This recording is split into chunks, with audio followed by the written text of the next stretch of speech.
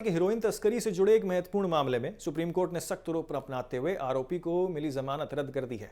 शीर्ष अदालत ने अपने फैसले में कहा है कि ड्रग्स की तस्करी और सप्लाई देश के लिए छेड़ी गई जंग के समान होती है, क्योंकि इसका सीधा असर देश की अर्थव्यवस्था और लोगों के स्वास्थ्य पर पड़ता है। कोर्ट ने स्पष्ट किया है कि जब देश की सुरक्षा और हितों की बात की जाए तो निजी स्वतंत्रता से अधिक महत्व राष्ट्रीय हितों को दिया जाना चाहिए। आपको बता दें, जस्टिस संजय करोल और जस्टिस एन.के. सिंह की पीठ ने 2 जून को सुनाए गए फैसले में कहा है कि यदि देश की स्वतंत्रता और किसी व्यक्ति की व्यक्तिगत स्वतंत्रता के बीच टकराव की स्थिति उत्पन्न होती हो तो देश को प्राथमिकता दी जानी चाहिए। अदालत ने विशेष रूप से आपको बता दें, ड्रग तस्करी को गंभीर अपराध बताते हुए कहा कि यह केवल कानून व्यवस्था का मुद्दा नहीं बल्कि समाज और राष्ट्र के नुकसान पहुंचाने वाली गतिविधि है।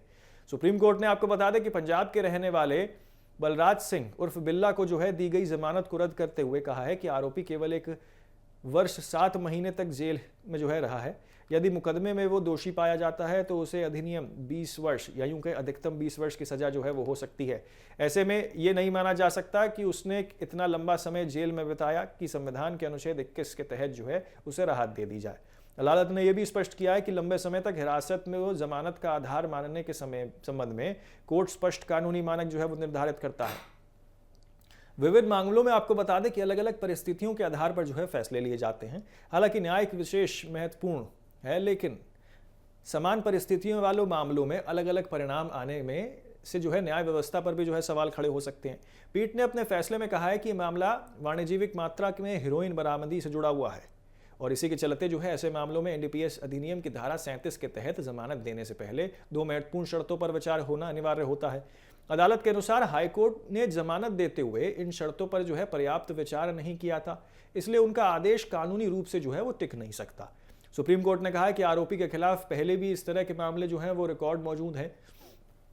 ऐसे में मामलों को कोई ठोस अधिकार या आधार नहीं है, जिसकी वजह से जमानत मिलने के बाद वो दोबारा अपराध नहीं करेगा। इसका कोई यहाँ पक्का सबूत नहीं है। इसी आधार पर अदालत ने आपको बता दें, पंजाब सरकार की अपील स्वीकार करते हुए हाईकोर्ट द्वारा अक्टूबर 2025 में दी गई जमानत को रद्द कर दिया है। गौरतलब है कि जनवरी 2024 में पंजाब के वीरम गांव के पास पुलिस ने एक आपको बता दें एसयूवी वाहन से तकरीबन 1.4 किलोग्राम हीरोइन बरामद की थी, यानी कि तकरीबन 1.5 किलो के आसपास की हीरोइन बरामद की थी। इस मामले में आपको बता दें, बलराज सिंह समेत अन्य आरोपियों के खिलाफ एनडीपीएस एक्ट की विभिन्न धाराओं के तहत मुकदमा दर्ज किया गया था। अब सुप्रीम कोर्ट के इस फैसले को ड्रग्स तस्करी के मामले में एक महत्वपूर्ण संदेश के रूप में भी देखा जा रहा है।